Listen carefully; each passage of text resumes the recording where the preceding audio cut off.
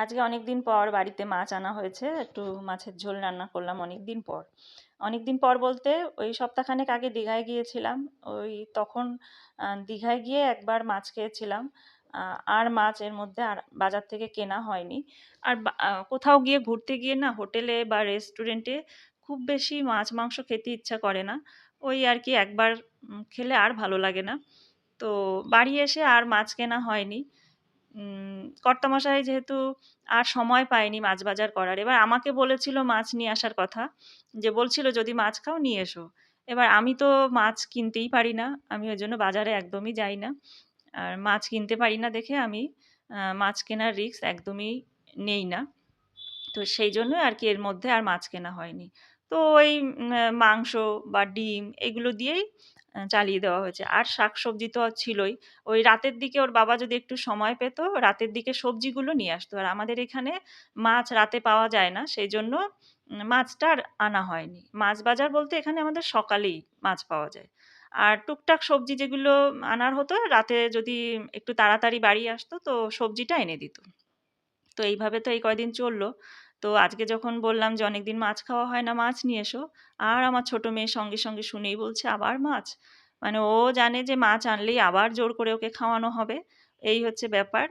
তো আর এদিকে তোমার এই যে দুধ শুক্তোটা রান্না করলাম, এটা খেতেও খুব ভালোবাসে সবাই।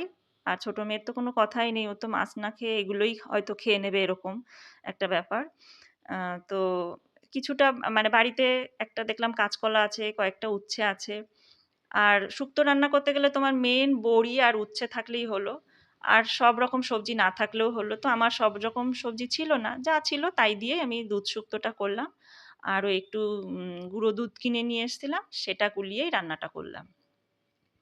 আর এদিকে একটু লাউ ঘন্ট করছি। তোমার এই গোটা লাউ নিয়ে আসলে একটা সমস্যা হয়। মানে গোটা লাউ পুরো একদিনে তো খাওয়া সম্ভব হয় না।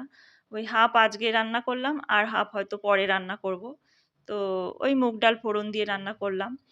আর তোমার মিষ্টি কুমড়ো হলে যেরকম যতটুকু প্রয়োজন ততটুকুই কিনে আনা যায়। কিন্তু লাউ তো সেটা হয় না, না? তো যাই হোক, ওদিকে আমার লাউ ঘন্টও হয়ে গেছে।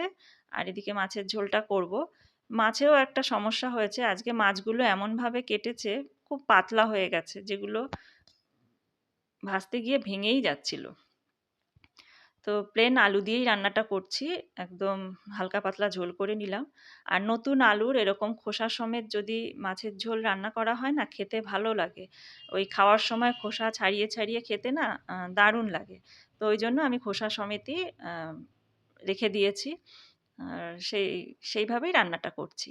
আর এমনি একদম তোমার ওই আদা, ওই কিছু কাঁচা পাকা লঙ্কা ছিল, সেইগুলো দিয়ে মাছের ঝোলটা করলাম। আর লাস্টে তোমার ওই জিরে গুঁড়ো আর গরম মসলা দিয়ে নামিয়ে দিলাম। তো এই ছিল আজকের দুপুরের আমাদের লাঞ্চ মেনু। তো আজকের মতন ভিডিওটা এখানেই শেষ করছি। দেখা হবে আবার পরের কোনো ভিডিওতে।